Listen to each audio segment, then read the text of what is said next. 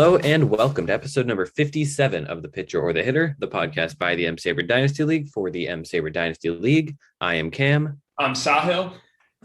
And it's been a little bit of a quiet week here. Only one move has been made, just a very minor one. But today what we're going to do is we are going to talk about our power rankings. We did this right around this time last year, and it's going to be exciting to see kind of how that's changed. I know there have been a lot of changes, particularly in the looking over at Connor's team, but it's going to be a lot of fun.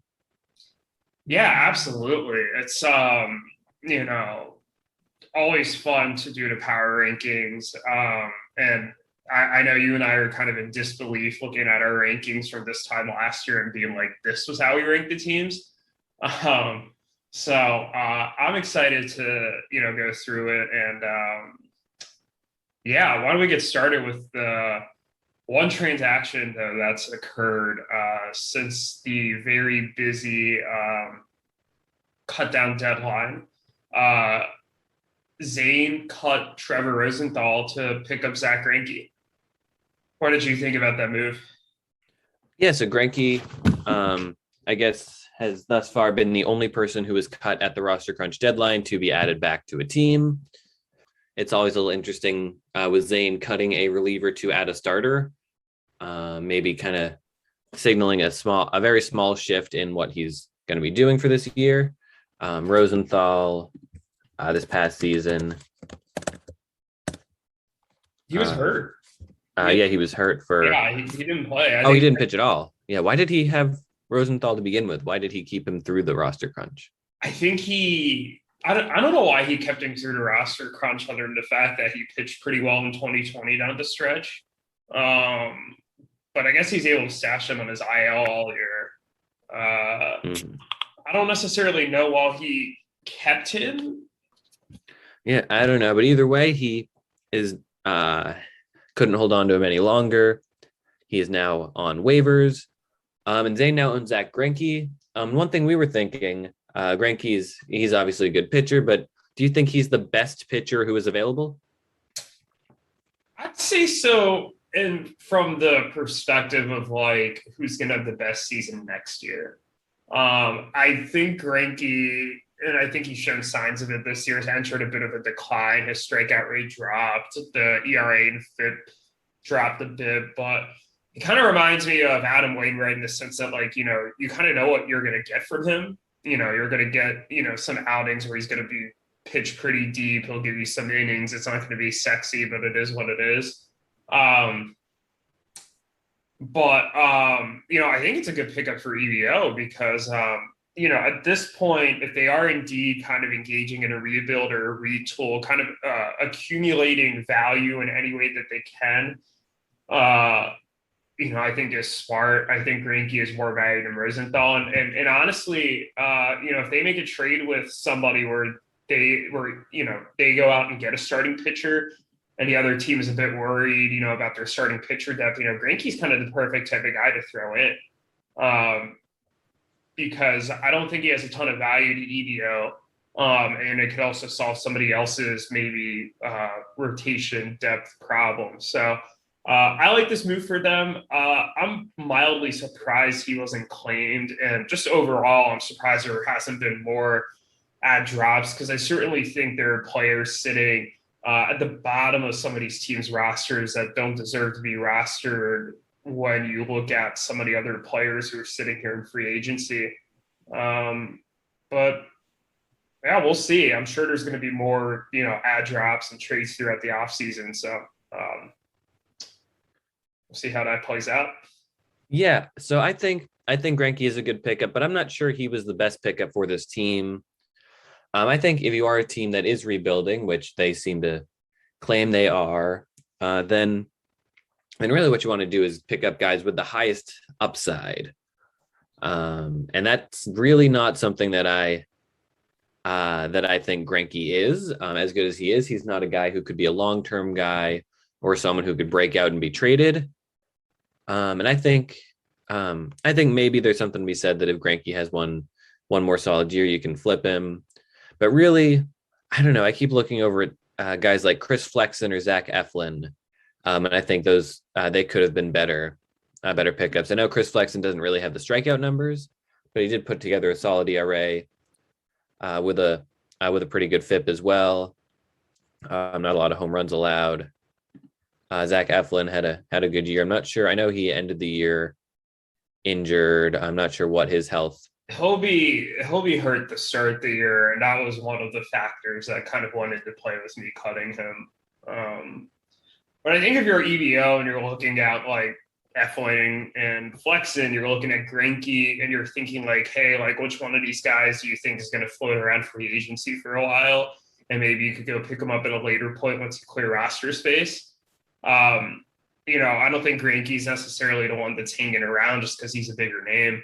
And they've talked about moving a guy like Garrett Crochet for a pick, and I wonder if they're really interested in kind of building up a rotation here. Maybe a guy like a Flexen or an Eflin could be that pickup if they do kind of get rid of Crochet, which I don't necessarily think they should do, but they have expressed that interest in moving him. Mm-hmm. Yeah, I'm not sure if Crochet is the type of guy they should be moving either, but yeah, that's something that they've been talking about as well. Yeah, absolutely. I did want to give one more shout out to an ad that was made this week by me, and I was kind of surprised that this player was available. Camilo Doval ended the season as the Giants closer, kind of down the stretch in the playoffs. He's really young. I think he's like 23. He hasn't lost prospect eligibility because I picked him up on my minor league team, so it might not have popped up on people's radars or only looking at ESPN. It's actually 24. But he had a 3 ERA in 27 innings. And they're trusting him in high leverage situations. He pitched 2 perfect innings in game 3 of the NLDS to get the save. Maybe there's something there. So just another interesting nugget. I picked up a bunch of other prospects this week. I don't really want to talk about them, but I think Camilo Doval could be interesting next year. And I've read a couple articles that say he's a dark horse to maybe get 20 plus saves next year. So I know you own Jake McGee. You wouldn't be too pleased about that, but I think that's a name to watch out for. Yeah, I think it is. He's a solid pickup. You made a few roster pickups on your prospect list, including adding and dropping Colt Keith, dropping, then adding him, then dropping him again. What was that about? Yeah, it's more of like as I'm going through and maybe looking at other guys and comparing them, I kind of like change my mind, or I see something. I think the guy dropped Keith for most recently Vaughn Grissom Fantrax had as the second best fantasy prospect in the Braves system, and I was like, okay, this is kind of interesting. I looked at his numbers; he had a good year, so I was like, why not? But like, yeah, it's like I think it's kind of like adding and dropping guys until you find the right fits, and I feel like I've done that sometimes, and sometimes you find gems, and sometimes they play for a couple weeks after you pick them up, and you're like, oh, they're actually kind of shitty, and I think that's literally just. It's just going to kind of be how things go. So. Yeah, I guess that's how it goes. You dropped him at 12:09 on Sunday, and you added him back at 12:10 Sunday. So that's really playing the market here. Yeah, no, it really is. I like to be quick with my decisions here. If you recall, I picked up Hunter Bishop and Eric Pena like literally the second that Eric dropped them. So. That's just my thing. Right. But yeah, before we get into the power rankings, there is one more thing we wanted to do. We were kind of planning on making this a recurring segment where we talk about one trade that happened around this time, either last year or in a year prior. And this was a trade that happened on November 17th, 2020, which was 1 year and 1 day before we recorded this. This was one of your trades, Sahil. Why don't you tell us who was in it and what you were thinking at the time? Yeah, this was a follow up to the to T Steel that I made that we discussed last week. You know, I traded away Barrios. So I traded Eddie Rosario, Eduardo Rodriguez, Jamison Tyone, my 2026 first round pick, and my 2026 second round pick to Benintendi's Chicken Tendies for Brandon Woodruff, Joey Wendell, and Heriberto Hernandez. This was right before the Heriberto hype took off. But to give this trade a little context, and just to show how much, you know, small moments in this league can really change things, before I made this deal, I was discussing a deal with Zane to get Barrios back from him for Nick Castellanos. And then I had a study session because, you know, I had finals and I was like, hey, I'll get back to you afterwards. But like, I was pretty ready to accept that trade.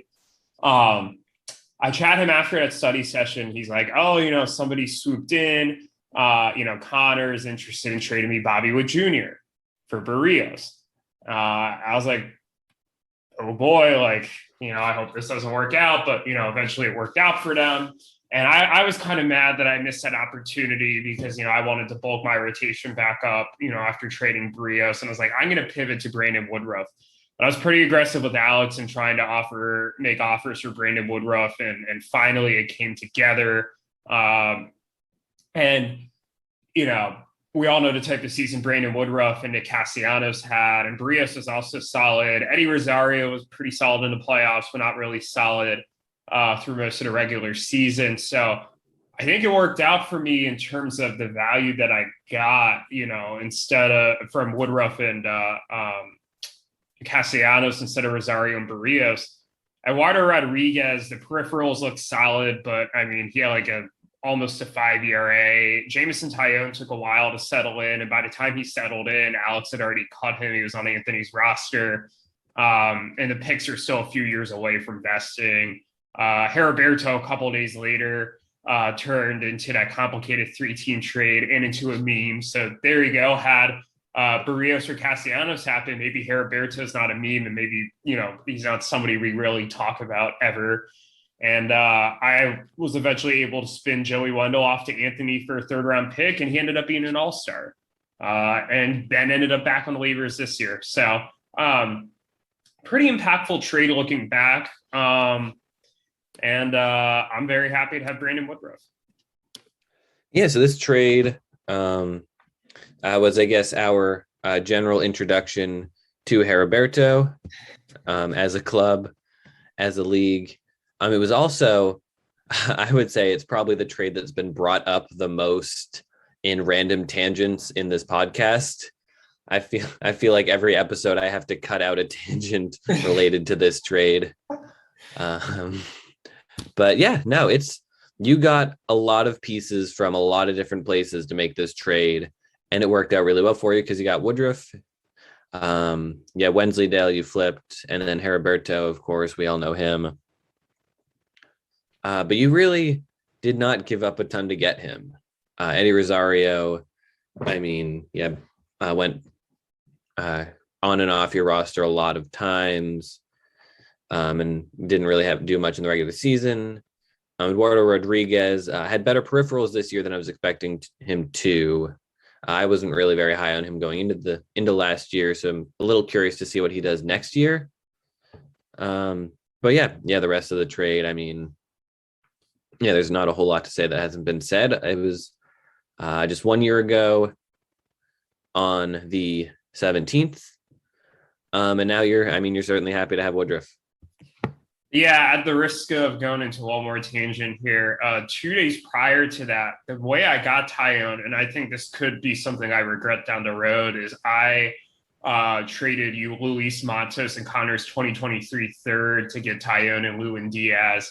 I traded Lewin Diaz actually a year ago today to Andrew for your 2024 second and Owen Miller, but we won't get into that. But Luis Matos has developed into a nice prospect. I mean, he was just a guy I got as a throw-in in the Max Fried deal, about a month prior. But he looks like a good addition to your farm system. So looks like you indirectly benefited too. Yeah, no, I'm definitely pretty happy about that Tyone trade. Matos is really good. I like him a lot. And I could see him rising up the board over the next few years. Yeah, absolutely. I think Fantrax put him in like their top like 15 prospects of 2024 article they put out. So we'll see if that actually comes to fruition. I sure hope so.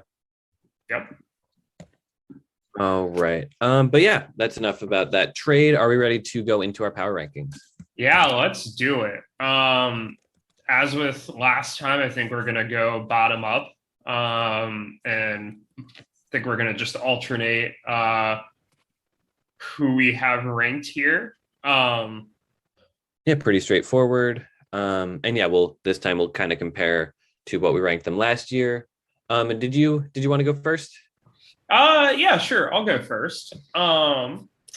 So my number 12 team is Daniel and Greg. And I think part of this ranking is kind of taken into account, just their ability to maybe, make some of the improvements this offseason that might be necessary to compete, or necessary to progress as a team. And I just don't necessarily see those coming. And I do think that there are quite a few question marks with this team. They do have some older players here, Yuli Gurriel, Brandon Crawford, Justin Turner, that performed pretty well last year. But how much longer are we really expecting them to kind of play at that level? Cody Bellinger is coming off a god awful year. I mean, it's really an offense led right now by Nolan Arenado, Corey Seager, and Cedric Mullins, which is a very good core. But I think there's some question marks beyond them.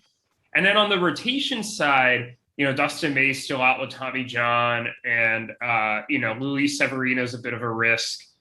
He only pitched 6 innings last year. Lance McCullers had a forearm strain in the postseason. We'll see how that affects him. I'm not overly impressed with the rest of the rotation, although Eduardo Rodriguez and Chris Bassett are interesting arms.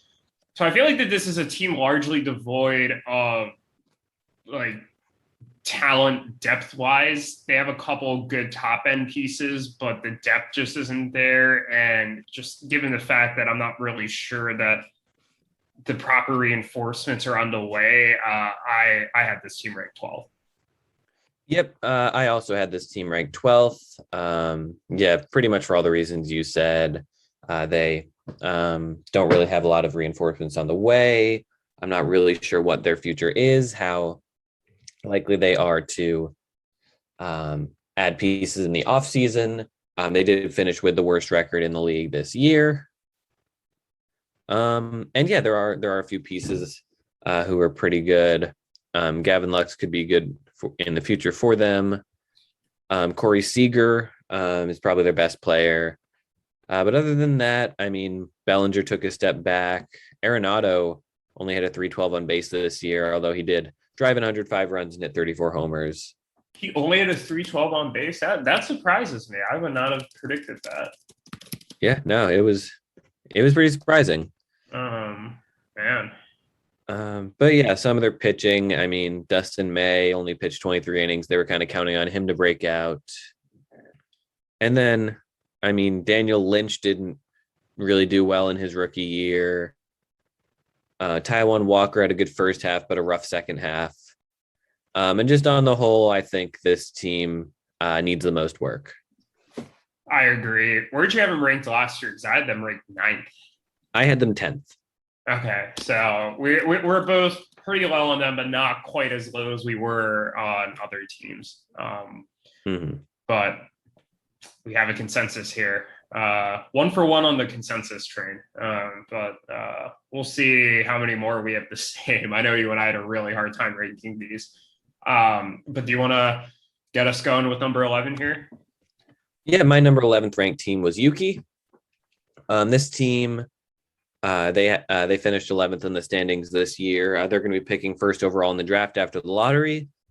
And they also have a real case to be 12th. I'm really not sure what their future is. They have a couple prospects. Their best players are better. They have Bryce Harper and Brandon Lau, Randy Rosarena as well to build around. JT Real Muto, maybe Yuki trades him, maybe not. And then for pitching, he's got Ian Anderson and Luis Garcia to kind of build a rotation around there. But other than that, there's not a lot going for him. Maybe James Caprillion breaks out.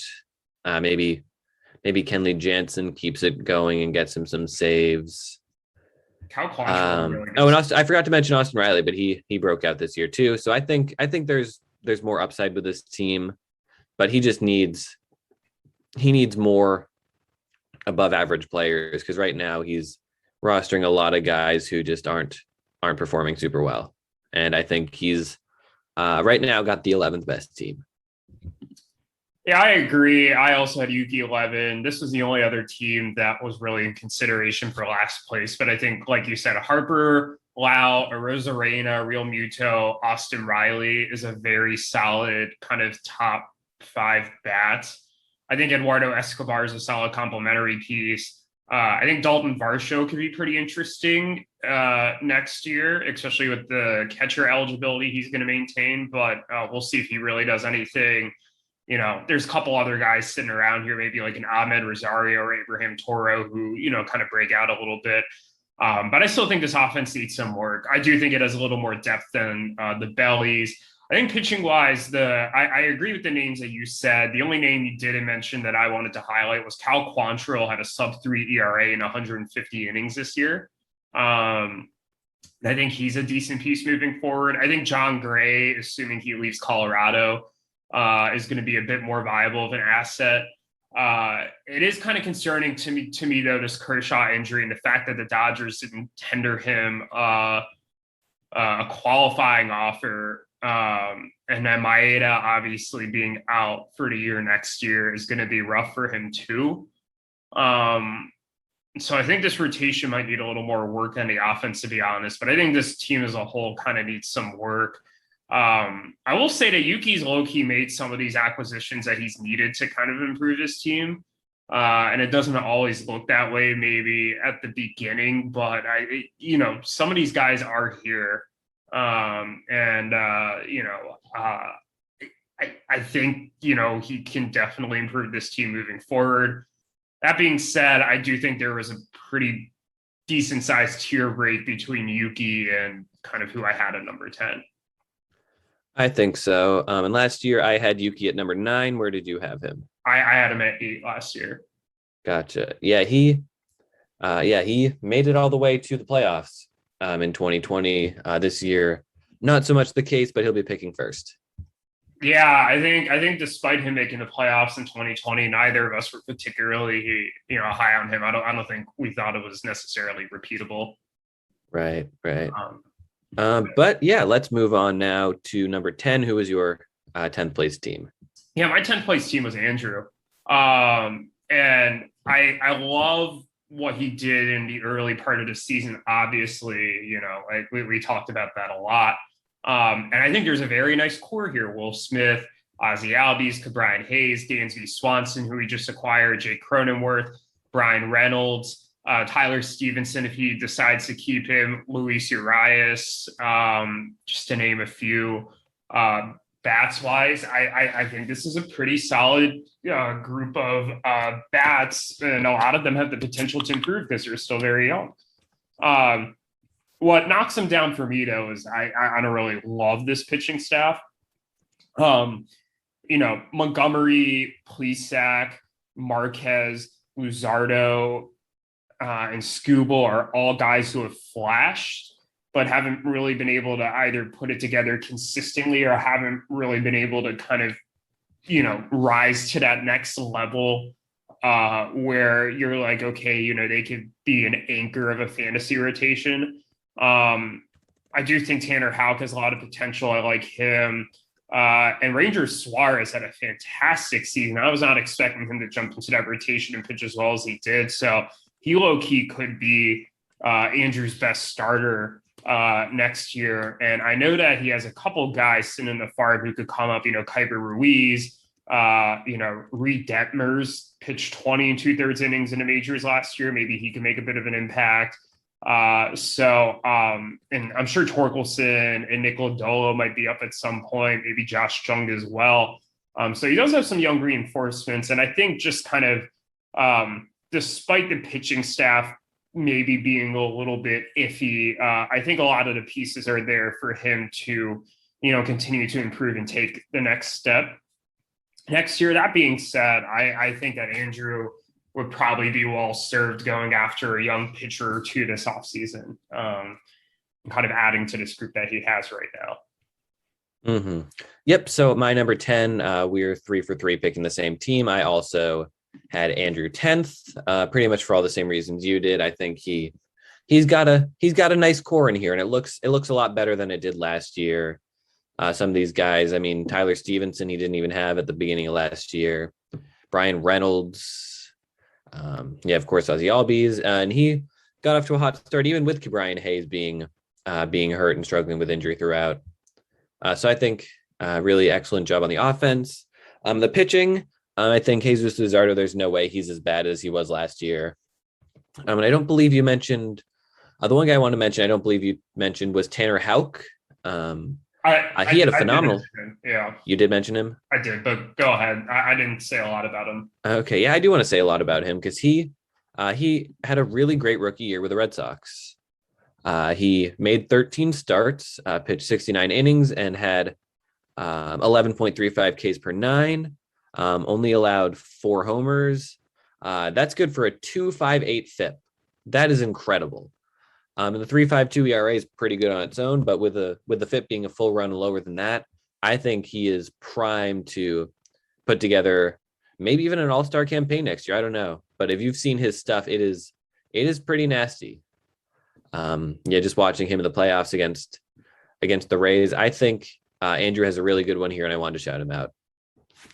Yeah, absolutely. I think he had a fantastic year, and I think his team is making a lot of progress. I had him ranked 12th last year, so this is moving on up. I'm assuming you also had him ranked 12th. Yep, he was unanimous 12th last year. Yeah. Okay.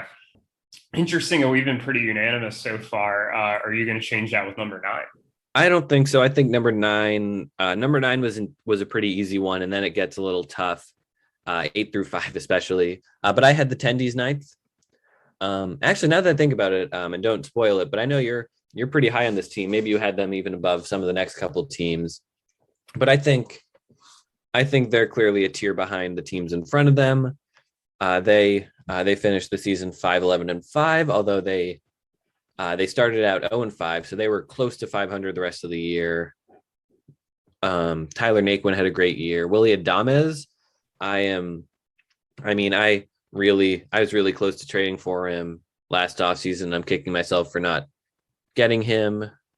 Brendan Rodgers even had a good season, so maybe he breaks out. But really, the pitching is where this team stands out. Framber Valdez was also almost a member of my team. Couldn't quite pull the trigger, or couldn't quite get Alex to announce the trade in time. But he's going to be a really good piece on this team. Freddie Peralta, of course, was great. Julio Urias. Casey Mize had a good year. And if he continues to get better, like we all think he will, that's going to be great for his team. If Brusdar Graterol bounces back, he could be the closer of the future. And then Logan Gilbert, of course, had a fine season. Pretty good peripherals, even though the ERA was kind of high. So really, this team's pitching is its strength. And with a lot of these guys being young, I could see them moving up a couple of spots, maybe making, I'm not sure if I could see them in the playoffs this year, but you never know. This team, I mean, even down to Ryan McMahon, looks a lot like Connor's team looked like at this time last year, but maybe a little bit better. And maybe we could see them make a run, especially with a lot of the guys he has coming up. So I have Alex and Zach's team number 9. Yeah, I also had them number 9. and this is actually one of the rankings they changed at the last minute. I had them a little higher when I initially went through this, but I think you're right. It starts with the young pitching, and it's funny. I think if you put Alex and Zach's pitching with Andrew's hitting, it's a playoff team pretty easily, and maybe even I think you're right. maybe even a top 4 team in the league. But yeah, I mean, Urias, Peralta, Fromber, Casey Mize, Gilbert, Josiah Gray, Albert Alzolay, and they have Joe Ryan, sitting in the minors, who I'm pretty high on. Glenn Otto got some innings. Max Myers in AAA, like Simeon Woods Richardson's in AA. I'm sure he'll make it to the majors at some point this year. Maybe Emerson Hancock does that well. He was also a AA. I mean, absolutely stacked with young pitchers. And I think they have the right idea right now. They're looking to move a young pitcher for an infielder. So I think they recognize that the pitching's better than the hitting. That being said, I do still think there's some pieces offensively here. Gary Sanchez, for all his flaws, is probably still a top 10, top 8 catcher for fantasy purposes. Ryan McMahon had it solid here.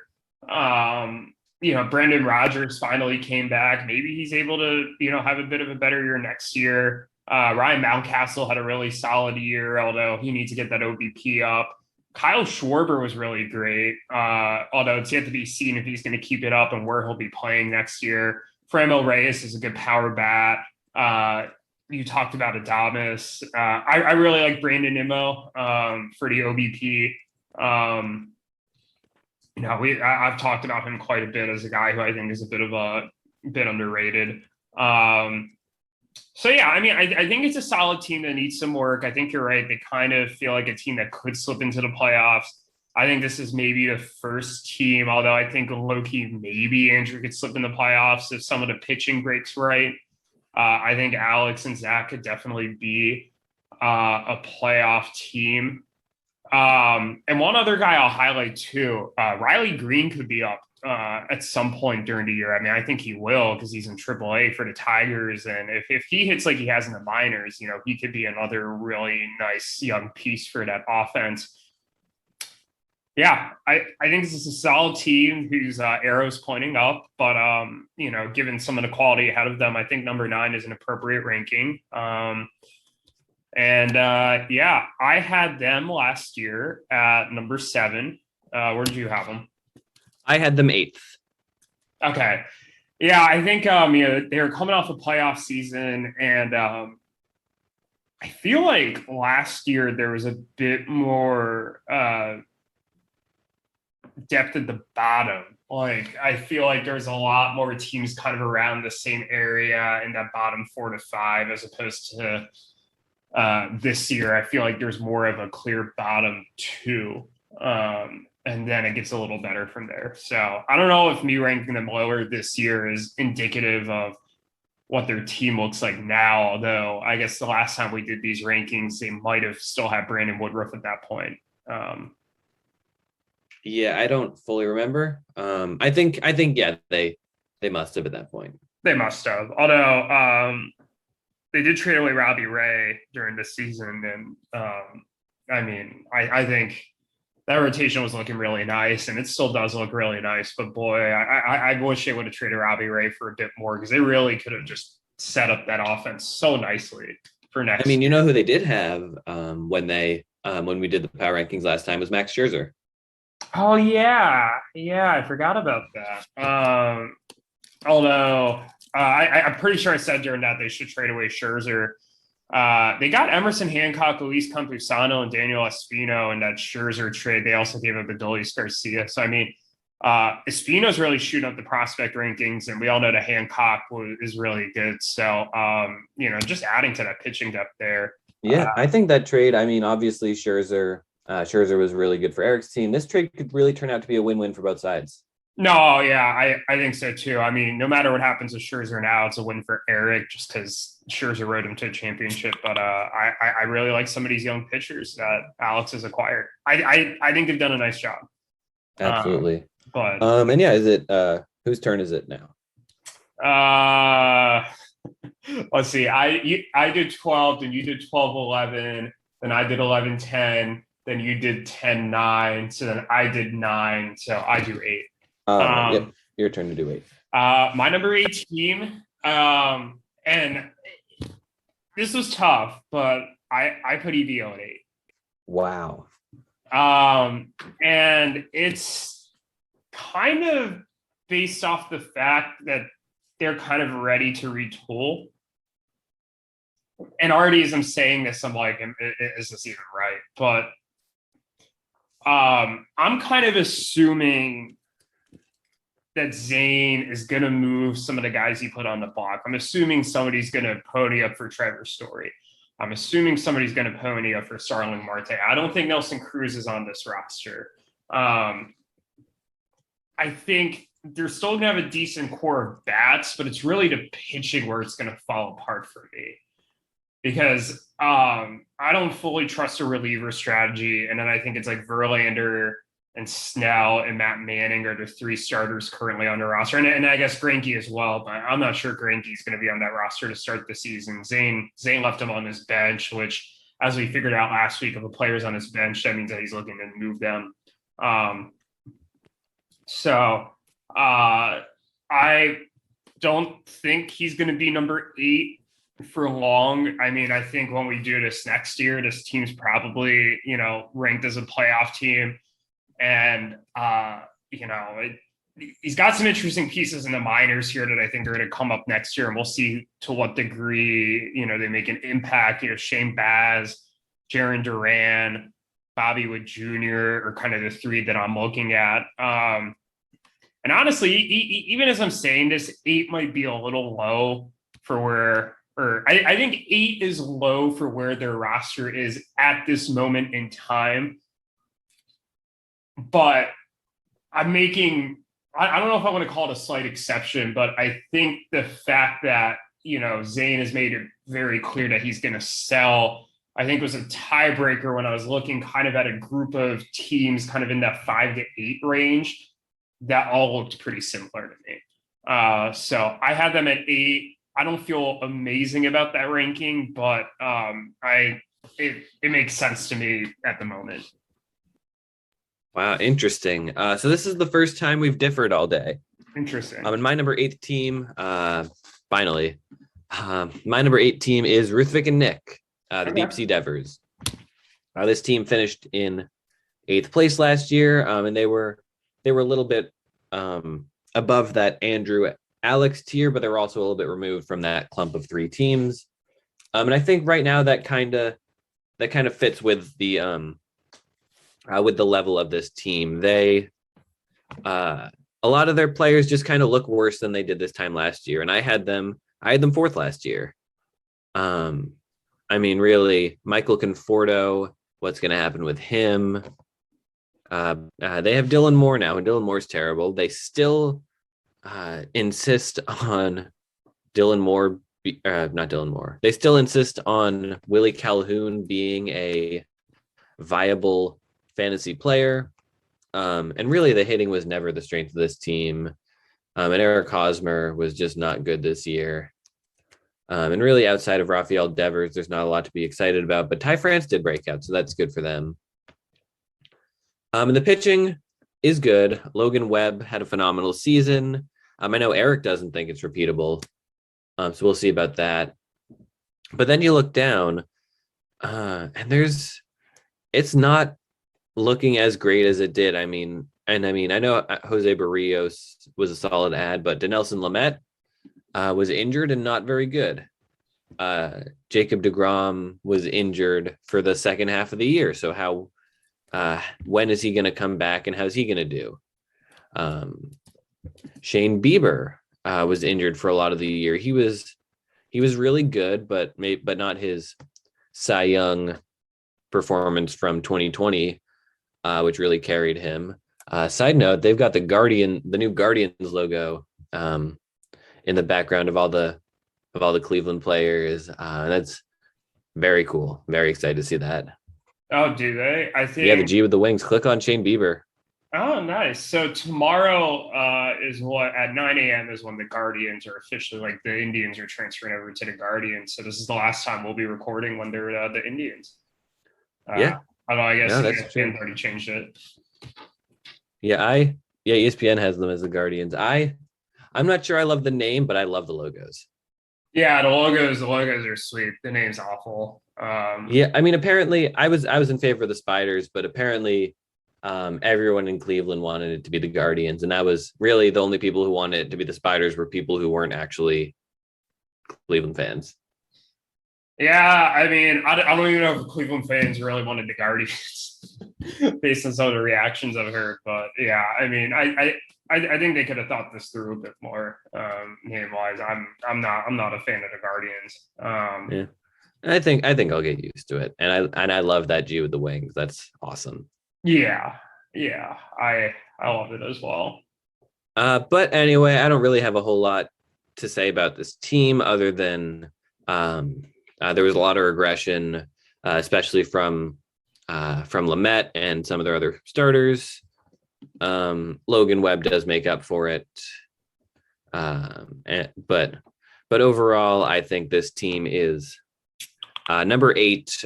They have the potential, if a lot breaks right, like it did in 2020, they have the potential to be back up as a playoff team. But other than that, I have them on the outside for now.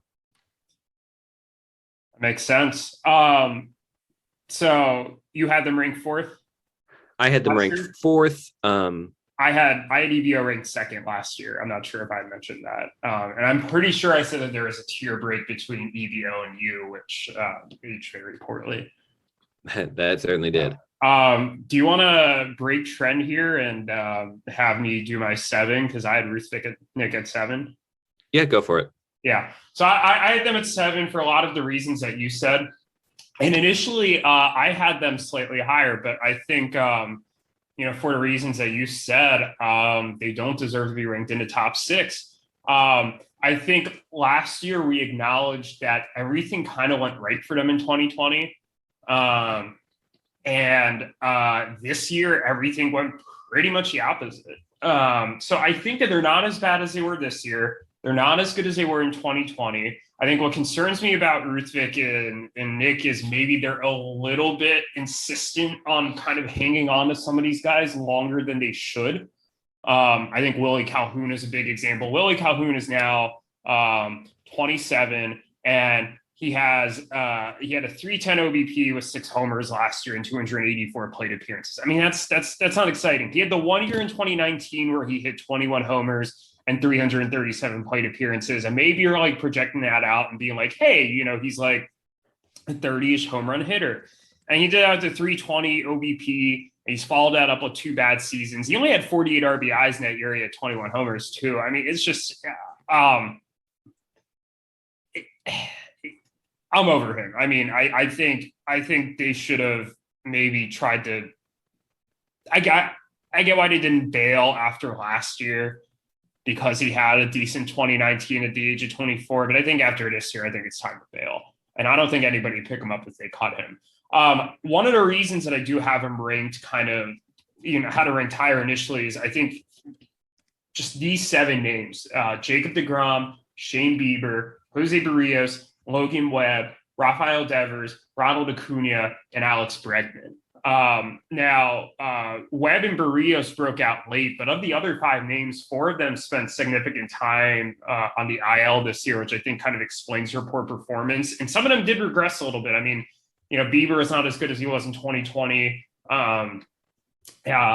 For example, we talked about Lamette as well. And I think their season next year is really going to depend on those 7 guys. If those 7 guys are good, I think they're a playoff team. If those 7 guys have question marks, if they're injured, if they kind of play like they did this year, they're not a playoff team. I think it's as simple as that.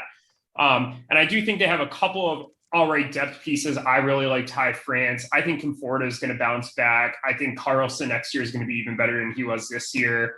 I'm interested to see what Brandon Marsh does with the full season. I think Carson Kelly's an interesting piece as well. I know that they traded away Sal Perez, which is a pretty substantial offset at offense, but I think Carson Kelly can provide some decent numbers as well. And I'm not as in love with some of their secondary starting pitchers as I was in prior years. I mean, Marco Gonzalez is solid, for example, but I'm not really in love with what else is here really.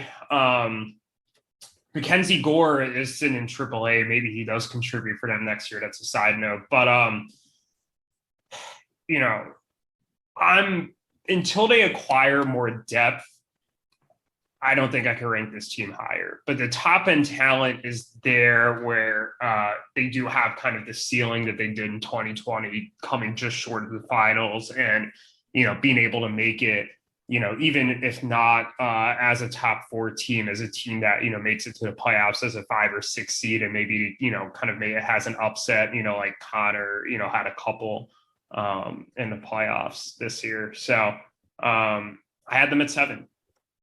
And All right. last year I had them at 4, or 5. Sorry, I had them at 5 last year. Right. All right. Yeah. So moving on now, I'll give my number 7. And I have Anthony's team. So it's a little surprising. I've always kind of been the one who is high on this team, but it looks like you've got them ahead of me this time. I think this team got off to a great start, but really slumped down the stretch. They did manage to hold on to that playoff spot, but weren't super competitive against Eric. I think he's got a good core here with Bogarts, Grandal, Mike Trout, of course, Kyle Tucker. And if Mitch Haniger hit 39 homers. What? Yeah. Oh my he God. was good. He wasn't getting on base, but he was good other than that. 110 runs and 100 ribbies too. I mean, he had a great year. Good Lord. Okay. Mitch Haniger. Yeah. So this team has some hitters, maybe not a lot of great hitters. He's got Miles Straw in his outfield. He's still got Eric Haas. Carlos Santana had his first bad season ever.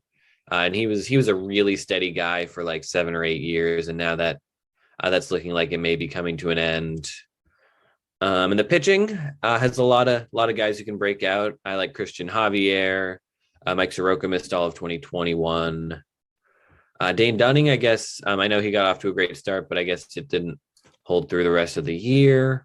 Maybe Charlie Morton comes back from his injury strong. I can't imagine that's going to cause miss opening day. So there are a lot of pitchers. I haven't even mentioned Kevin Gausman and of course Alek Manoah, who I like a lot. He had a great rookie year. And he's got some good prospects too. I think 7 is about right. I would say I wouldn't expect him to go back to the playoffs, but if he did, it wouldn't surprise me. I did not have Anthony as low as you this year. So that's interesting. Where did you have him last year? Last year, I also had him 7th, so he's kind of staying flat here. But I think it's more of a fluid 7. Last year, I think there was a pretty solid cutoff after 6, but this year 5 through 8 is very fluid. Yeah, I would definitely agree with that. I think it is a bit more fluid this year. But yeah. All right. Are you going to give your 6 or am I going to give my, you know what? Let me give my 6. Because my 6 is Anthony. And this was all a last second change again, but I think listening to you kind of convinced me. I think he, like you said, solid backcourt. I kind of disagree with your characterization of Miles Straw. A 350 OBP and 30 stolen bases is pretty valuable in fantasy. It's really hard to get steals these days with like a solid OBP unless you have one of the top guys. So I think Straw was a guy I had my eyes on the waiver wire for a while and just never picked him up. And then Anthony scooped him up and I was like, damn, maybe I should have picked him up for the speed. I don't know why he's still rostering like guys like Eric Haas, but like I think there's some potential here with like Bogarts, Chisholm, Haniger, Trout, Straw, Tucker, Laureano, Dom Smith Jr., maybe even Lamonte Jr. to form kind of a solid core. Grandal as well offensively. And then on the pitching side, I've been bashing this rotation for a while, but I think there's a lot more solid guys here than they're getting credit for. One guy you didn't mention was Trevor Rogers. He got a first place vote for the NL Rookie of the Year, one that you might not have been a fan of, but he had a 2.71 ERA and an even lower FIP. I'd like to see him get a bit deeper into games, but he pitched 133 very solid innings for Miami, and he's still very young. I'm interested to see what he does. I mean, Manoah is great. Gosman had a great year. I think Christian Javier is going to step into that Houston rotation and be pretty solid next year. I could see him taking Greinke's spot, although they did just sign Verlander, so who knows. Evaldi was like 6th in the AL Cy Young race, which actually kind of surprised me, but he had a better year than I thought. Charlie Morton also had a solid year. So I think that a lot of the pieces are here. I feel like more of what I look for with this team. And I think that Anthony kind of did this to a degree when he went out and got Gosman, and like, I forget exactly when he made the Gosman trade, but I think he just needs another piece or two to make this a solid playoff team. Like, not like a top tier playoff team, but like, I feel like one more bat and one more solid starting pitcher would really do it. Like, let's say he replaces, Carlos Santana in the lineup, or, he replaces Eric Haas. And then, maybe he adds another starter to go with the Gosman, Manoah, Rogers, Evaldi, Morton group. I think it's a team that I'm probably ranking a little higher, but I just think as of now, I can't justify ranking him higher than 6. But this is higher than I had him last year, because I had him at 10 last year. Yeah, you were shockingly low on this team last year. Yeah. He kind of validated that with how he performed in the second half, but I was still just definitely too low on him. You were. He really, and I know he fell apart the last half of the season, but he was the number 2 seed for a long time this year. Yeah, it's hard to believe. It's a long season. It's hard to believe what happened in like April and May. Mm-hmm. But yeah, I guess I'll go next.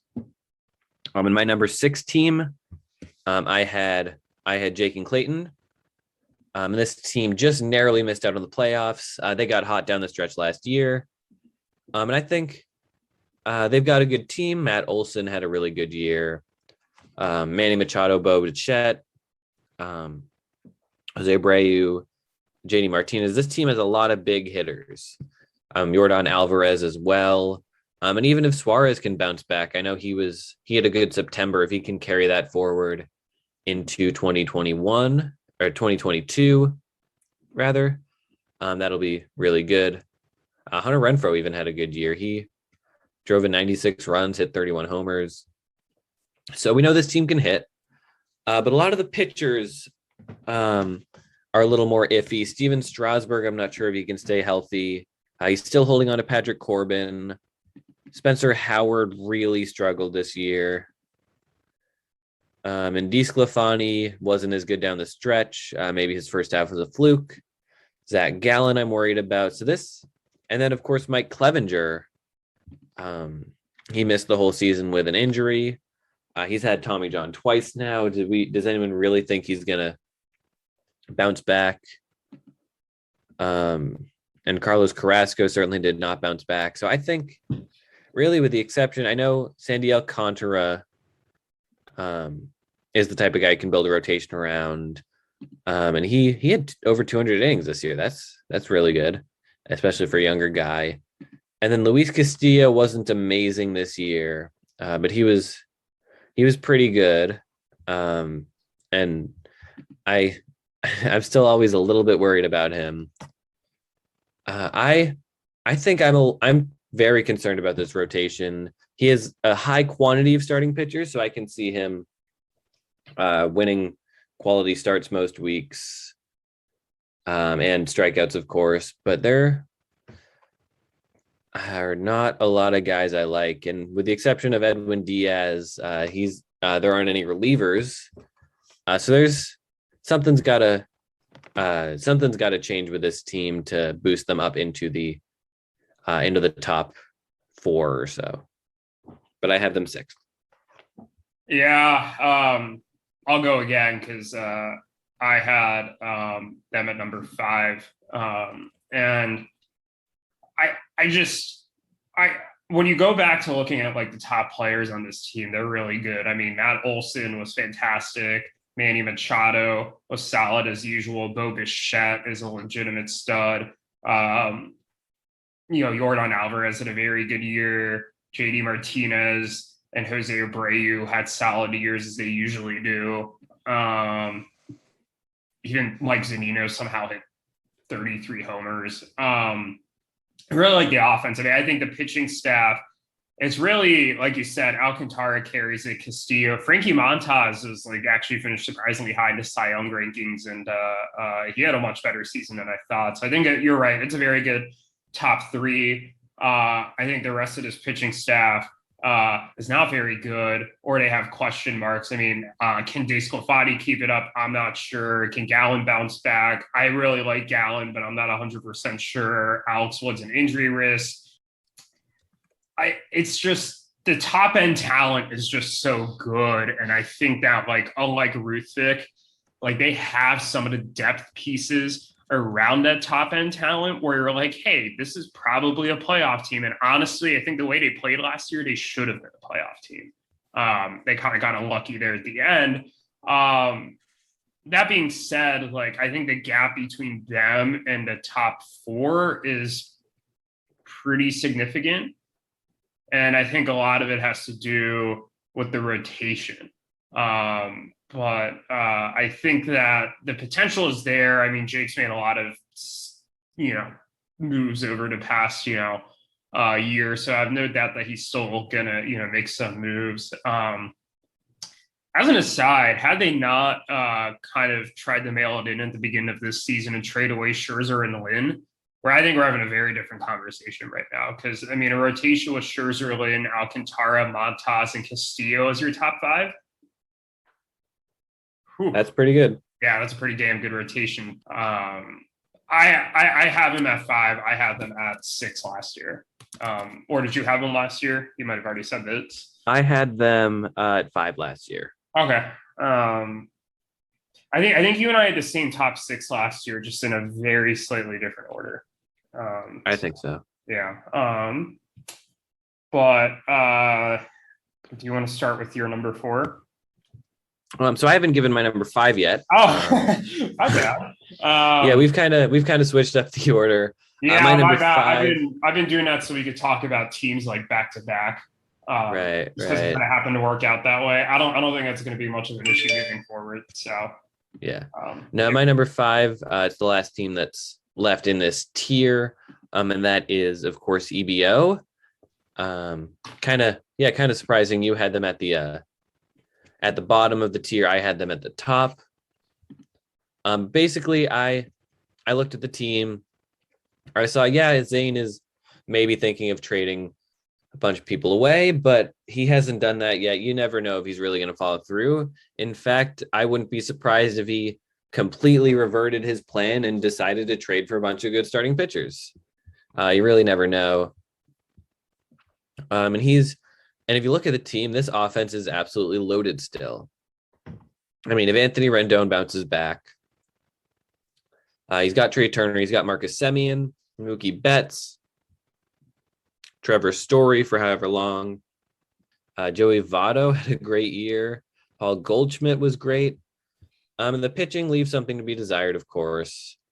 But if the strategy, we still don't know what's going to happen for this coming year. Is he going to stick with it?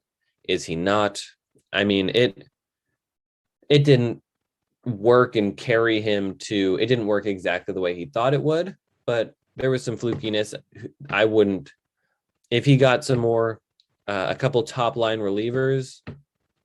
And I think part of the issue with that is the strategy involves kind of taking a lot of the top relievers early in a seasonal draft, which he didn't have the option to do because Hader wasn't going anywhere and Hendricks wasn't going anywhere.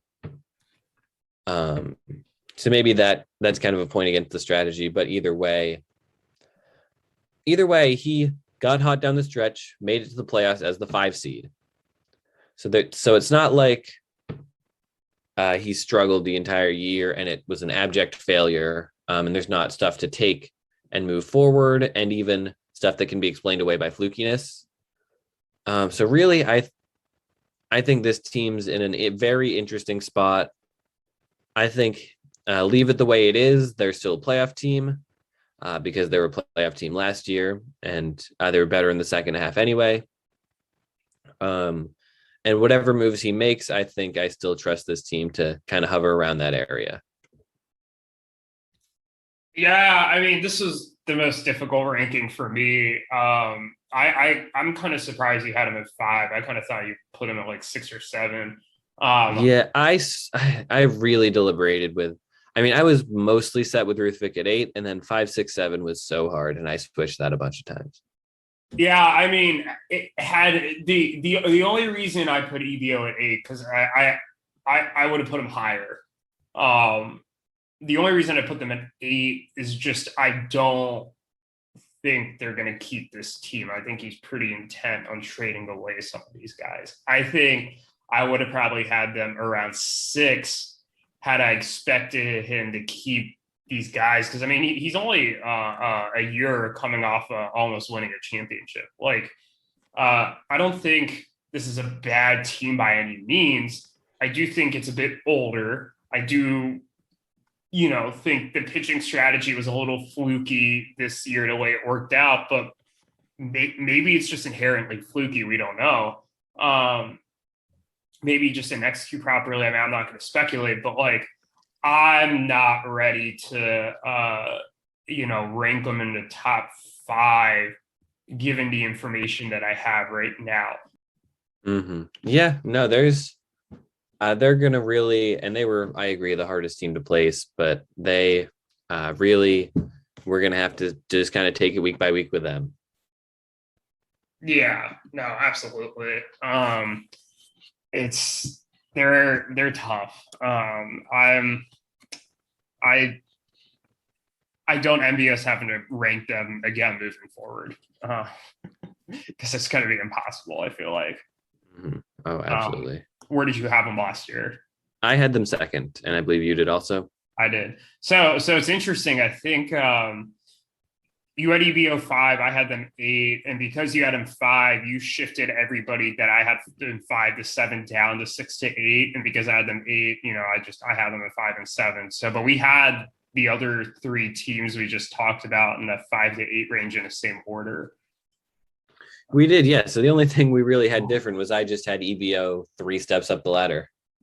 Yeah, that was the only difference so far, and low key that could be the only difference overall. Maybe we'll see. We'll see. And I think we both have the same number 4. I would imagine. I have Connor there. Yeah. He made a miraculous run to the finals. He was the 4 seed. He was, I think, a game or 2 ahead of 5. And I think he's proven himself to be the 4th best team. Even though he didn't really perform amazingly in the finals, he still did beat you in the semis. And he's really living up to what our wildest expectations for this team were going into the season. And he even improved during the year, trading for Perez and, of course, Robbie Ray. The pitching staff is really great, and even with room for improvement, if Tristan McKenzie looks more like he did in the second half than he did in the first half, although if his last 3 starts are any indication, that's not amazing. I really like looking at that Guardians logo. But yeah, he picked up Carlos Rodon and he broke out. Lucas Giolito had another great year. The bullpen for his team was really solid. And then his offense, I mean, Byron Buxton, if he stays healthy, that's going to be amazing for his team. I'm really high on Alex Verdugo, who I think we talked about this last week. And he's kind of the guy I came to. Is that Connor's best hitter? It might be. It's Byron Buxton if he stays healthy, but if not, it might be Verdugo. or Yohan Moncada, former namesake. But on the whole, I think the hitting needs a little work, but he's number 4 until proven otherwise. Yeah, I'd agree with that. I also had him at number 4. I mean, I think Sal Perez might be his best hitter, to be honest. Just after the season he had last year, I think he's the best until proven otherwise. Jorge Polanco also had a really nice year. Tommy Edman had the stolen bases with 30 and provided 11 homers. That was solid. Yohan Moncada, my only complaint with him is he didn't really do much homers wise or steals wise, but he had a really good OBP. Verdugo's a really solid young piece. You know, you talked about Buxton. I think Mondesi is a wild card. A healthy Mondesi, I mean, could steal like 60, 70 bases, and you know, this team could just, you know, lap everyone in stolen bases. And then the pitching staff, I mean, I think between Giolito, McKenzie, Stroman, Robbie Ray, Carlos Rodon, Josh Hader, you know, John Beans. I think that there's a lot of interesting pieces here. I do think there's some risk with some of these guys. I mean, can Robbie Ray keep it up the way he did this year? Can Stroman do the same? Is Hader going to be traded? You know, stuff like that. But I mean, I think overall, this is just a solid team. It's pretty well constructed. I think they have a couple interesting guys in the farm who could make an impact relatively soon. You know, Nate Pearson's still sitting around.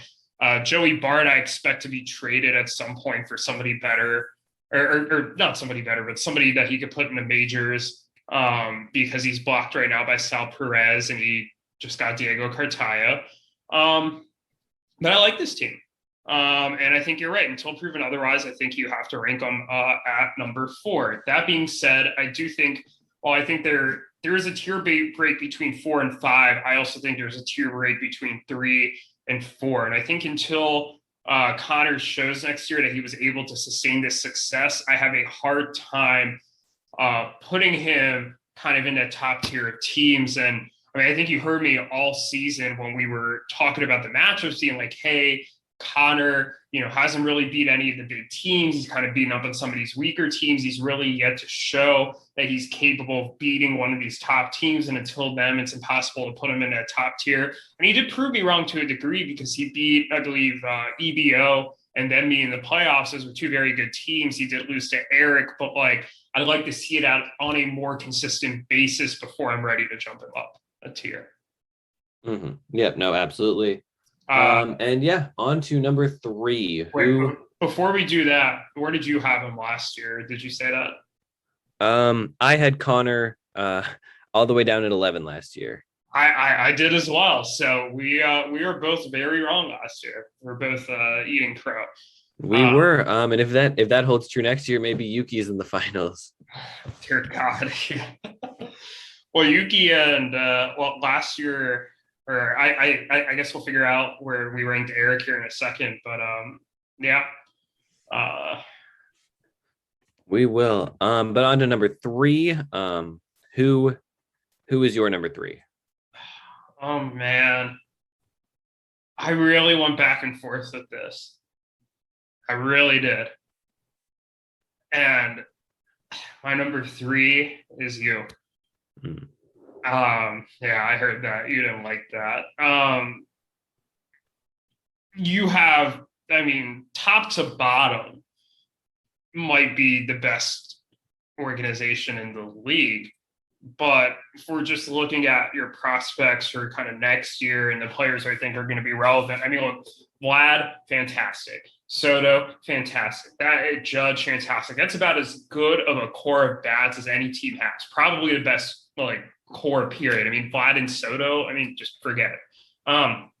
There's some solid supplementary pieces here too. You know, India was very solid this year, rookie of the year. Gallo has been able to hit for some solid power. You know, Rizzo, Lindor coming off a bit of a down year, but I think that there's some room for him to still improve next year as he gets settled into New York. Grisham didn't have as good of a year as I thought he did. I thought he was going to be a huge breakout guy, but he kind of disappointed in the OBP. I think Kalanick, Adele, and Bohm, you know, they all struggled. I mean, if one or two of them really break out next year, I mean, I think there's an argument you have the best offense in the league. And I already think you're in that mix now. And, Chris Bryant also had a solid year. If we're looking at the pitching staff, and the reason I had you ranked a little lower is because Bueller and Wheeler, very good, right? Top two, starters in the NL, arguably, although Corbin Bird's in with the Cy Young, and you do have the best reliever in Liam Hendricks. But I'm a little concerned about the depth after that. Darvish did not have that good of a year. And Hyun-Jin Ryu did not have that good of a year. And Shamanaya, after you acquired him, struggled a bit down the stretch. Tyler Mahle and Shane McClanahan were solid, but McClanahan only had 6 quality starts. I think that's a little bit of an issue, despite the fact that he was pretty solid all year, and I'm really excited about his future. And Mahle was a little inconsistent at times. Bauer's a big question mark. Eliezer Hernandez, has the upside, but he didn't pitch enough for me this year and didn't pitch well enough for me to really be he's going to be a good staple of your rotation. I'm not that high on Paddock anymore. You have a lot more starters than I thought you did. Damn. Syndergaard too, is a bit of a risk. So it really comes down to, for me, the offense is great, but you have 2 aces. You have 2 starting pitchers who I think are very solid, but maybe there's a question mark or 2 with them. And then it's just, to me, a lot of question marks in the rotation after that. And that kind of did it for me. That being said, I think Adley will be up. I think Gorman will be up. I think Grayson Rodriguez should be up at some point. I think Barrera will be up and Bruja will be up. So you do definitely have reinforcements coming. And, if you ask me this tomorrow, I might have you 2 instead of 3. But you also did have the head-to-head loss against Eric in the semis, which I guess was hard for me to ignore. So narrowly, and I cannot put enough emphasis on the word narrowly, I have you at number 3. All right. So for my number 3, I had myself also. Oh. Yeah, wow. And I think I maybe think it's a little bit less narrow than you. I think my team had the advantage over Eric in the regular season and played like a better team. But Eric made his run to the finals, and I just couldn't. He won the finals. He didn't really struggle at any point in the postseason, and I just found it hard to not rank him in the top 2. And I'm pretty confident that my team, by the end of this year, could be ahead of him in the power rankings again. But as of right now, I lost to him in the playoffs. And I have to make the power rankings reflect that, I guess. And just looking at my team, I don't really have anything to say that you didn't already say, other than Chris Bryant had a really good bounce back year, and I'm pretty confident in him going forward. Mahle and McClanahan both could be, I guess, in my next tier of starting pitchers that. And if McClanahan really breaks out, if they give him a lot of innings, then I could see that quality start number going up. Noah Syndergaard has signed with the Angels. He is going to be. I really had the benefit of not having to think about him at all this past year, but now I do. He somehow pitched 2 innings in 2021. I had forgotten about that. He gave up. He pitched really well his first 1 inning appearance, and then gave up a couple runs in his second appearance. Allowed a home run. So we'll see what 2022 with the Angels holds for him. And I guess he's on my roster for now unless I trade him. The rest of the rotation I think is pretty solid. And overall, I think I have a good team. I like my chances going forward. I think I'm set up incredibly well for the next few years, and 2022 is really going to be a big year for me. I definitely think your team is on the up and up. I think that championship window's wide open. But I think you're right, kind of for the reasons that both you and I stated. I mean, I think I can't justify putting you ahead of Eric at the moment. But do I think your team gets there? I think probably. And it's interesting because now this is the second consecutive power rankings you've put yourself behind Eric, because you did in July as well. Whereas I had you at 2 in July and had Eric at 3. I personally had you at 3 last year, 1 spot ahead of Eric. When we did this last November, where did you have yourself last year? I had myself 3rd. Okay. Yeah, right behind EVO and ahead of Rutvik. Yeah, that's exactly what mine looked like as well. Or no, you and I had Eric and Rutvik flipped. I had Eric at 4, Rutvik at 5. You had Rutvik at 4, Eric at 5 last year. I had Eric at 6 last year. Oh, so you had Clayton and Jake at 5 then. That's right. Mm-hmm. Wow. Yeah, you really beat Crow with that prediction.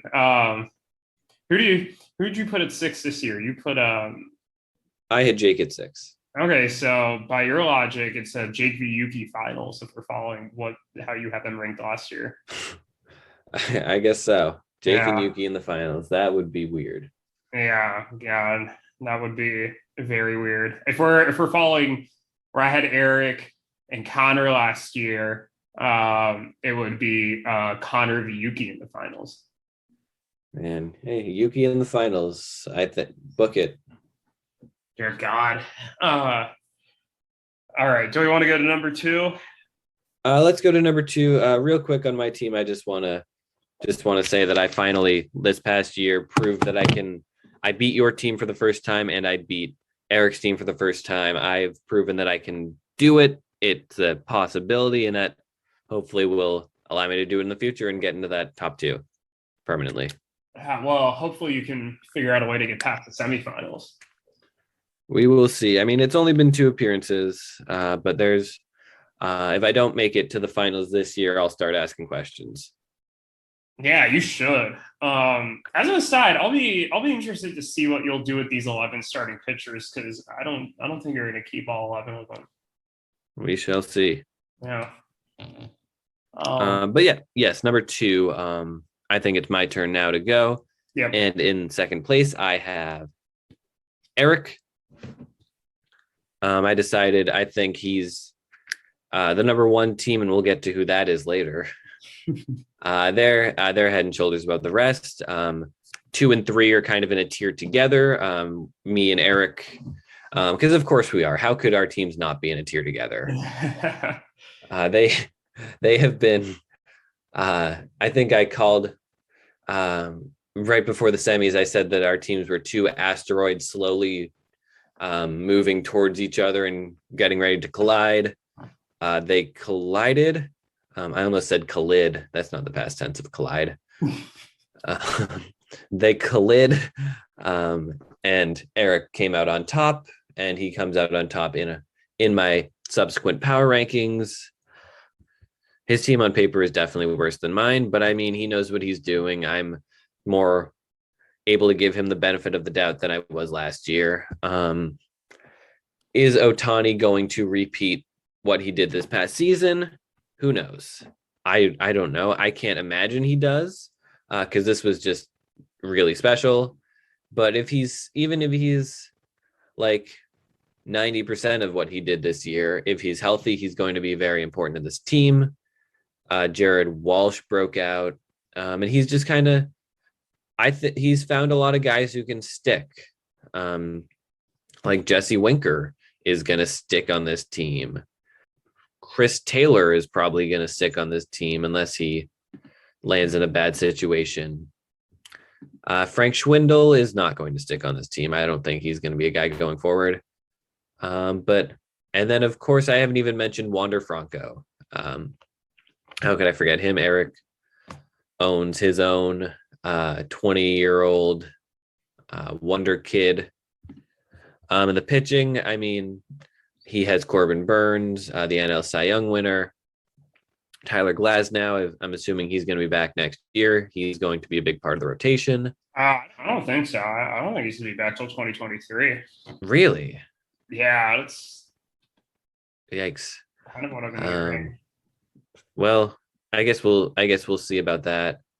Yeah, But either way, he had the cheat Lance day in Lynn and August. Max Lance Lynn and Max Scherzer are kind of like um kind of what Yu Darvish and Hyunjin Ryu were for me in 2020, where they're old pitchers. They're probably gonna fall apart sometime soon. They haven't yet. They both had great seasons, but if they kind of have similar seasons this year or this coming year that my guys did in 2021, maybe they this rotation takes a dip.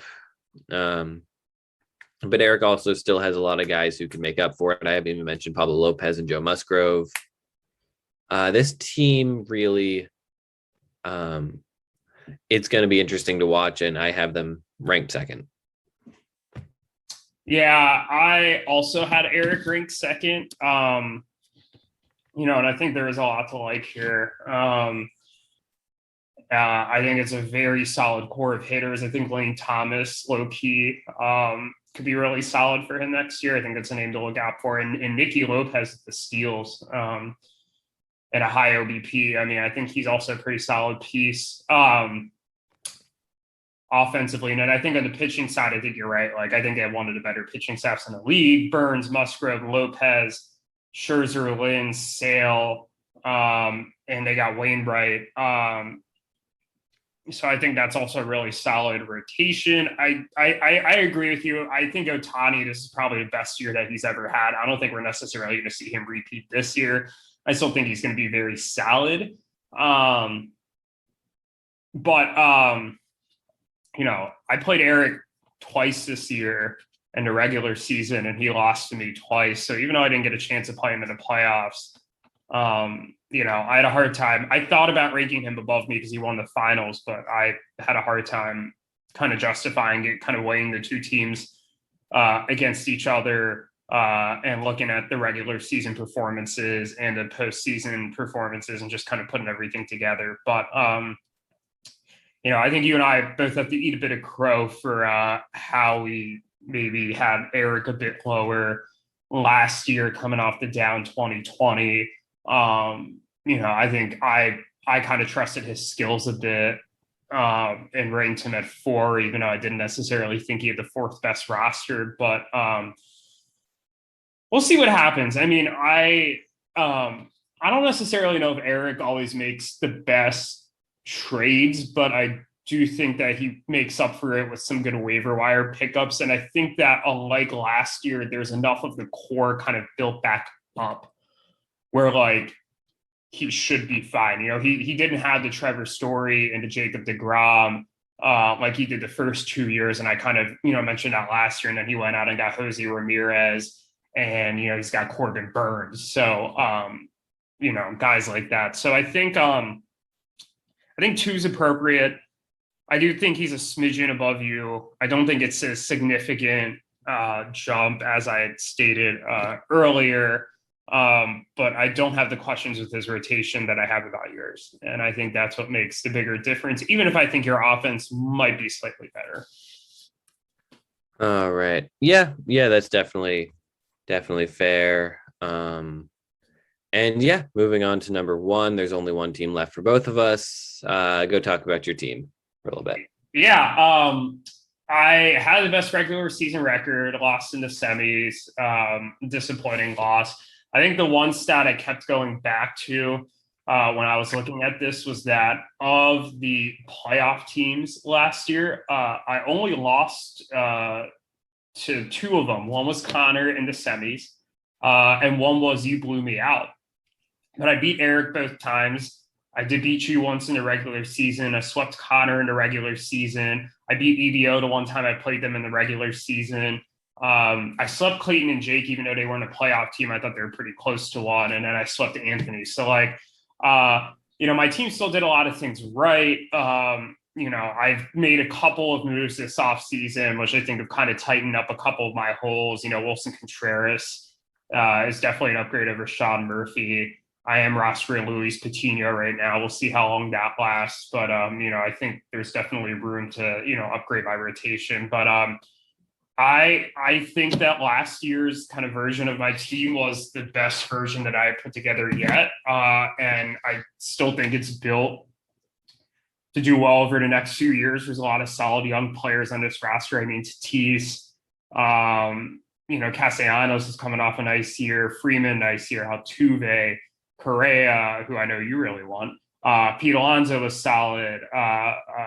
Ketel Marte, when he was healthy, was solid. Muncy was getting some love from the MVP guys before he kind of got banged up a bit down the stretch. And then, I think it's hard to beat a top five of Cole, Woodruff, Flaherty, Nola, and Max Fried. And then I, had Gallegos and Trenton getting holds. Rice Iglesias was one of the top saves guys last year. I think he'll send somewhere to get saves. Will Smith and Lois Saiga also solid out of the pen. I'm not going to name every single player on my team, but I like my team next year as the favorite to kind of win the championship again. Of course, that doesn't mean I am going to. And, I think that there are definitely things I need to be better at. One of them is more in-season maneuvering and not just kind of building a team through trades and just kind of thinking like I have my guys, maybe being a bit more flexible and playing the waiver wire and kind of figuring out where I could get some of this extra talent that I don't, I'm not, getting from trades, or maybe I could be getting a bit more efficiently by not having to give up assets to go and get those assets. But I think I have a really solid team, and I don't think there's anything that necessarily changes me from ranking them as the top team like I did last year. Yeah, no, I really don't have anything else to add. I also had you number one last year. You won 17 games, lost 3, tied 1 this year. Now your team's already a little bit better than it was at the end of the season since you traded for Wilson Contreras. Really, I don't have anything else to say. You've got a good team. I appreciate that. And what's interesting is, unlike last year, we pretty much had identical rankings, with the exception of EBO at 8 for me, EBO at 5 for you. But then the 3 teams that were affected were all ranked in the exact same order. But our 1 through 4 are the same, or 9 through 12 are the same. I didn't think our rankings were going to be this similar. Yeah, I'm surprised. We've gotten over the time of the podcast, we've gotten a lot more wordy and we've gotten a lot more similar in terms of what we're thinking. Yeah, it's do you remember last offseason when we did the top 10 MLB players and we had the exact same top 10? Like, I think they were ranked slightly differently, but we literally had the same 10 players. Yeah, that turned out to be kind of a boring thing. Maybe hopefully we'll be different this year, but yeah. I hope so. Yeah, I think there's more debate as to the top 10 this year, but yeah, we just to give an idea of where we had some of these teams ranked last year. If we're going from 1 through 12 in my rankings this year, 1 through 12 last year were 1, 4, 3, 11, 6, 10, 5, 2, 7, 12. 8 and 9. So as you can see, my rankings are very different. And I, let's see, my 4th ranked team and my 11th ranked team were in the finals last year. My, 5th ranked team and 6th ranked team did not make the playoffs. But my 10th ranked team made the playoffs. So interestingly, my 5, 6, 7, 8, 9, and 12 did not make the playoffs. 1, 2, 3, 4, 10, and 11 did. Just because we have you ranked low, looking at you like Andrew and Yuki does not necessarily mean that you're not going to be playoff teams. It's just what I think about your team at the moment. And as we know, I can be wrong. You certainly can be wrong. But if you're wrong this year, that means I'm wrong. Yeah, pretty much. Yeah. So it's going to be interesting. I feel like we're going to look back at these next year and we're going to forget just how similar our rankings were. And we're going to be a little shocked, I feel like. And we're going to have to reconcile these when inevitably we somehow mess it up. I think so. And I think we're definitely going to be wrong about a lot of things here. We don't know. We just don't know what. I think the top four is going to be some different order when we do this at midseason. Yeah. Do you think any other team breaks into the top four when we do this midseason, or do you think these are the top four teams with just in a different order? I think there will be a team that breaks into the top four. Interesting. I would not be surprised about that. Is there a team that you ranked in the 5 to 8 range that you think is most likely to break into the top four? I mean, I think it's you got to go with EBO since they're the highest variance team there is, right? I I'd think, I'd say so. Yeah. Yeah. But I think that answer would be very different if we look like 2 months from now and they've torn down their team. Mm-hmm. If they do that, I do think I think I'd say Clayton and Jake are the most likely to jump up. I think so. I'm very concerned about their pitching. I could see any of these teams. I mean, Ruthvik's the only team, with the exception of EBO, that's been there before. Yeah. Looking at 9 through 12 quickly, are there one of these teams in the 9 through 12 range that you think has a chance to make it into the playoffs next year? I think. Well, we talked about this while we were doing this, but I think Alex and Zach probably. Yeah. If they have such good pitching, and if they can, I guess, do what Andrew did this past year and find a couple breakout bats throughout the year, then I think this team would be a playoff team because they have the rotation of a playoff team already. Yeah, I think you're right. Yeah, they just need some bats, and I think they can definitely get some of those bats. All right, one last question for you. I'm not going to include number 4 in this, Connor, just because I think that would be the easy answer. But 1 through 3, Yumi and Eric, if you had to pick one of these teams not to make the playoffs next year, which one of those teams is it? Ooh, that's interesting. Yeah. I'll go with Eric, because Eric, I mean, just 2 years ago missed the playoffs, so we've seen how it can happen. If he misses on a lot of free agents in a row, it could happen. I think his floor is lower than both of ours. And I guess any team, if they have the right combination of injuries and players missing, can have an unlimited low floor. But I think his team has more potential for things to go wrong since he doesn't have as many reliable guys. Yeah, I agree. I'd say Eric, just because like you said, we saw it 2 years ago. I don't think he has as low of a floor, or I don't think he has as high of a floor as us, despite the fact I do think he has a high ceiling. And there are some of these guys I look at on his team, and I can kind of, in my mind, project that they might have a worse season than they did this year. And I think that's, especially in the hitting side. And I think that's enough for me to kind of push him down. Low-key, even on the pitching side too. That's enough for me to say, like, if one of us misses, it's going to be him. I feel like there were definitely times last year where I had like full ILs and like was still able to win matchups like early in the season. And I forget your injury situation for most of the year, but I feel like you have the depth to overcome it, especially some of those prospects coming up. I feel like I mentioned like 6 names who I think might make their debut this year. You're going to have some tough decisions there. I low-key think that out of necessity, you might need to be one of the most active teams on the trade market. That's my hot take. That is a hot take. We will see. I don't know. I really don't know. Out of necessity, to clarify, as like a good problem, just because you have so many guys and like you're going to run out of space for them, as opposed to like, oh, there's problems with these guys, you need to fill holes.